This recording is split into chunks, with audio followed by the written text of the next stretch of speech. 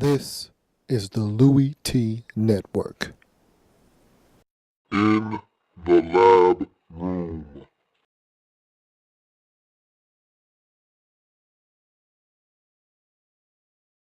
Welcome, you are in the Lab Room. I'm your host, Lou. Thank you for joining me. It's Tuesday, time to break down that Monday Night Football matchup. Steelers went into the jungle to take on the Cincinnati Bengals in what many saw as a huge game for the Cincinnati Bengals. It was big for the Steelers in the sense that they're 0-1. We want to see if they're still the Steelers, the big bad Steelers. I call them the landlords, along with the Baltimore Ravens. Over the years, they've been the landlords of this division, with the Browns and the Bengals being tenants. If you want anything out of this division, you got to pay the landlords. And the Steelers and the Ravens have been controlling this division for years. And so it's sort of a changing of a guard of sorts for the Cincinnati Bengals. At least that's what this game kind of represented. Now, look, they went into Pittsburgh at the end of last season and won. So they have beaten the Steelers when it mattered, when it counted. That game was for a playoff spot. And so they have taken care of the Pittsburgh Steelers when they had to have it. But we're talking about the beginning of the season. Everyone is picking the Cincinnati Bengals to win this division. It's an opportunity for you to get on a winning side of things. You lost in week 1 in heartbreaking fashion to the Chicago Bears. You come back, and now you're at home against a team that's desperate in the Pittsburgh Steelers, a team that you've struggled with, especially at home in Cincinnati. And so time for you to step up and take control of this situation. And this division is up for grabs right now, okay? No one has stepped to the forefront and said, hey, I'm going to be the dominant team. I'm going to be the alpha male in this division. Everyone lost in this division in week 1. And so it was time for the Cincinnati Bengals. This is a home game. You can't waste those, especially within the division. You're at home. Take care of business. That's what it all boiled down to. This is a home game. You're the team that everyone seems to want to crown in this division. Go out and prove it. And so Cincinnati had a huge test on their hands. The Steelers are reeling right now. If they can't beat a reeling Pittsburgh Steelers team that is searching for answers, that is depleted at certain positions, that are looking for guys to come back and help them, if they can't beat this Steelers team that is downtrodden right now, then what does that say about the Cincinnati Bengals? And so I expected them to come out and dominate this football game. I knew it wasn't going to be a lot of points. My prediction for this game was 23-10. It ended up being 20-10. So I expected it to still be a close ball game. Look, you can say what you want about the Pittsburgh Steelers. They're still playing defense, okay? What the offense is doing has nothing to do with this defense. This defense is still out there playing football. They're still balling on the defensive side of football. Now, the issue with this defense now is they're stopping teams. They're not giving up a lot of points. However, they're not forcing turnovers. They're not forcing turnovers. And in this league, you got to be able to force turnovers. I talked to Mike Batista of Black and Gold Central Radio last week on one of the other programs on PFC Weekly, and he said as much. Look, this defense held the Tennessee Titans down to 16 points, but they didn't force any turnovers, and that's half the battle. That's half of your job as a defense. The first half, not let the other team score points. The other half, force turnovers. Give your offense a short field. Give them the opportunity to put some points on the scoreboard and not have to drive 80, 75, 65 yards down the field. Shorten the field. Give them opportunities to put points on the scoreboard easily. And the Steelers haven't been doing that early on in this season. They've been playing solid defense. They're doing what the Steelers do defensively. They're just not forcing turnovers. And right now, that's the difference on the defensive side of football. For the Steelers, you look at the offensive side, they struggled in this football game, did the Pittsburgh Steelers. Ben Roethlisberger was out of sorts somewhat. I mean, the pressure was somewhat there. It wasn't really that intense by the Cincinnati Bengals. He had time for the most part of the night. It's just that he was off. There were times where guys were running down the field and he'd overthrow them. There were times where guys would be in a tight window and he couldn't get it to them. when he got on, he had one possession before the half when the Steelers scored their lone touchdown of the night. That's when Ben Roethlisberger looked to be at his best in this football game. They kind of got into a hurry-up mode. They sped the tempo up a little bit. He was completing passes. He got into a rhythm, and he hit receiver Moy for a touchdown on the fade route. And so when this offense can get it going, when Ben can get it dialed in and get into a bit of a rhythm, the Steelers can do some things. But in this game against this stingy Cincinnati Bengals defense, that rhythm was the only rhythm that they got into all night long on that one particular drive.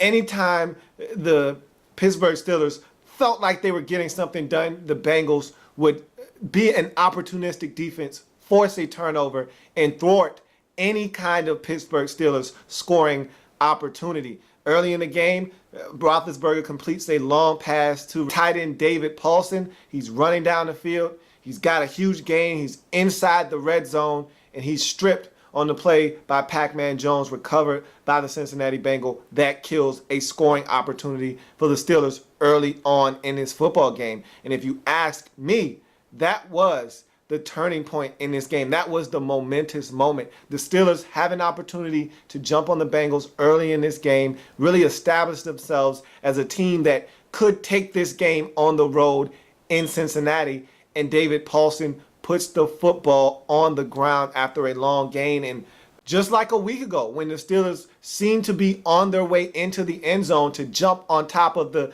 Tennessee Titans at home in week 1, Isaac Redmond puts it on the floor. It rolls into the end zone, recovered by the Tennessee Titans. It changed the ball game. That was the momentous moment last week. This week, another fumble on a scoring opportunity that ends a drive. And the Steelers, to me, never really fully recovered from that. Even though the score was 10-10 at the half and they had opportunities in the second half, you got to get points when they're there to be had, especially when you're on the road. Anything like that can swing the momentum, can get the crowd involved, and that's what that play did. Took points off the scoreboard, and to me, that was the momentous moment of this game. You look at what the Cincinnati Bengals were able to do. They weren't sharp offensively. You look at what the Red Rifle Andy Dalton was able to do in this game. He was off as well. Guys were open. I mean, the first possession, Tyler Eifert wide open on third down. He just missed him. There were several opportunities in this game for Andy Dalton to complete some passes down the field and really get this Cincinnati Bengals offense jump-started, and he just missed. He was simply off. He couldn't get in a rhythm, much like Ben Roethlisberger early in this game. Couldn't get into a rhythm. Roethlisberger kind of heated up towards the half. For Andy Dalton, he kind of settled down in the second half and got things going and completed some passes. And this running game, to me, surprisingly, was actually good in this game, because it's not that the Cincinnati Bengals don't run the football well. It's just that the Pittsburgh Steelers normally don't give it up on the ground. But they were able to have some success running the football in this game. Giovanni Bernard had some success. So did Ben Jarvis Green Ellis. And so this Pittsburgh Steelers defense was not able to stymie the run as I anticipated. And so the Cincinnati Bengals were able to do some things with the run, which set up a little bit of their pass. And they did some things to get the football out of Andy Dalton's hands, because you know Dick LeBeau likes to mix up his blitzes and coverages, and so twists and stunts. They did a good job of getting the ball to players immediately, like a Giovanni Bernard, who scored 2 touchdowns in this game, one rushing, the other on a dump off that he took to the house. And so the Cincinnati Bengals controlled this game by playing good defense and being able to run the football. And that's what surprised me the most in this game, their ability to run the ball. Remember, against Chicago the previous week, Ben Jarvis Green Ellis had all of 25 yards rushing, or 23, excuse me. And so they struggled running the ball the previous week. So to see them come in, and it always helps when you get your big left tackle, Andrew Whitworth, back, which they did in this football game. But the Cincinnati Bengals controlled this game by stopping the Steelers' running game, which the Steelers right now don't have a rushing attack, by stopping that and also making sure that Ben Roethlisberger didn't have too much time in the pocket to operate. They kept flustering him, kept him moving, sacked him a couple of times, and really never allowed Ben to get comfortable in the pocket, and they controlled it offensively. They didn't turn it over. They made the plays when they were there to be made, and the Cincinnati Bengals come away with a win 20-10 at home to take their record to 1-1 on the season. Meanwhile, the Pittsburgh Steelers are still searching, probing, looking for answers on both the offensive and defensive side of the football. More so on the offensive side. On the defensive side, the only question you really have is, can this team generate some turnovers? How are they going to get to the quarterback more? Those are the two questions that I have for this Steelers defense. But for the most part, all the questions are being asked on the offensive side of the football, and there are a lot of them. More questions than answers for the Pittsburgh Steelers on the offensive side of the football. That is for sure. You look at this Cincinnati Bengals team, huge win at home against the divisional rival. This to me was a statement game that, hey, we're not going anywhere. We're trying to win this division. And look, you lost to the Bears. The Bears are a out-of-conference game. They're not in the AFC. They're not in the AFC North division. So, look, forget about that Bears game. You're 1-0 in the AFC. You're 1-0 in the AFC North. And so that was a huge win for the Cincinnati Bengals. So, good win for the Bengals at home. Another loss for the Steelers. And at this point now, it's gut check time for the Steelers as they're going to be on Sunday Night Football. All eyes on the Pittsburgh Steelers at home versus the 2-0 Chicago Bears. It's gut check time. Time for this team to step up and get it done, or else this season could go down the drain very quickly. So you look at the week 2 slate, and just to look at a few things that happened in week 2. The Kansas City Chiefs are 2-0, folks. I don't know if you've been paying attention, but the Kansas City Chiefs, Kansas City, is 2-0. They're playing some really good football, and that was a tough, hard-fought victory on Sunday versus the Dallas Cowboys. And this team defensively gets after it. They force some turnovers in this game. And offensively, you know what you're getting from Captain Checkdown. You're getting an efficient performance, a guy that's not going to make the big mistake, the critical error in the football game. He's going to do everything that his team needs him to do for them to be successful. Now, is he going to take a lot of shots down the field? Absolutely not. But if a player is open within the first 10 yards of the line of scrimmage, Alex Smith is going to find him. He's going to be accurate. He's going to be decisive. And he's going to make sure that he puts his team in third and manageable and puts his team in situations where they can be successful. And so the Kansas City Chiefs are going to be a dangerous team because they play defense, they can run the football, and they're not going to make mistakes. Anytime you play that brand of football in the National Football League, you can win. How long and how far can you go with that kind of style of football? That remains to be seen. But you're going to win a lot of games when you don't turn it over, when you can run the football, when you can play some sound defense and force turnovers of your own. The Kansas City Chiefs can check off every single one of those boxes, and right now they are a dangerous team in the National Football League at 2-0. You look at another team that's playing some good football, the New Orleans Saints. They've gotten their head coach back in Sean Payton. He's helped them along offensively, but the surprise of the season for them has been this defense. They haven't given up a lot of points. They haven't been gashed defensively like they're used to. Give Rob Ryan some credit early on. I won't give him too much because I'm not a big Rob Ryan fan. And they've played two teams within their own division. And so from that standpoint, you know these teams very well. You know their tendencies. You're more likely to stop those teams within your division from scoring a lot of points than you are teams that you don't know very well, that you aren't as familiar with. And so from that perspective, I won't go overboard with the praises for this defense, but I will say you got to go out and execute. You got to go out and stop teams.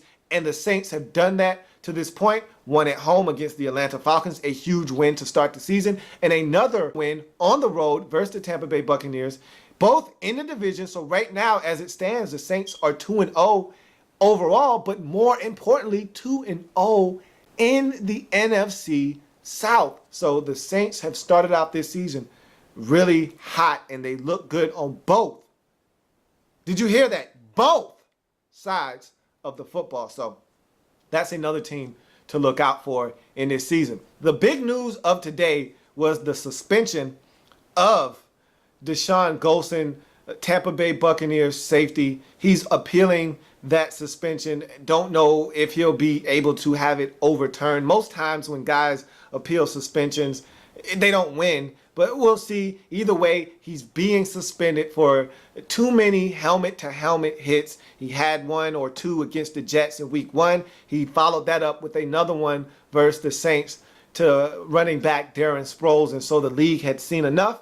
They come down and bring the hammer down on Deshaun Golson. He's been suspended for the next game against the New England Patriots. They're supposed to be holding his suspension hearing up in the next day or two, and so we'll definitely know something about Deshaun Golson's availability for this upcoming matchup versus the New England Patriots on Sunday. You look at some more big news around the league.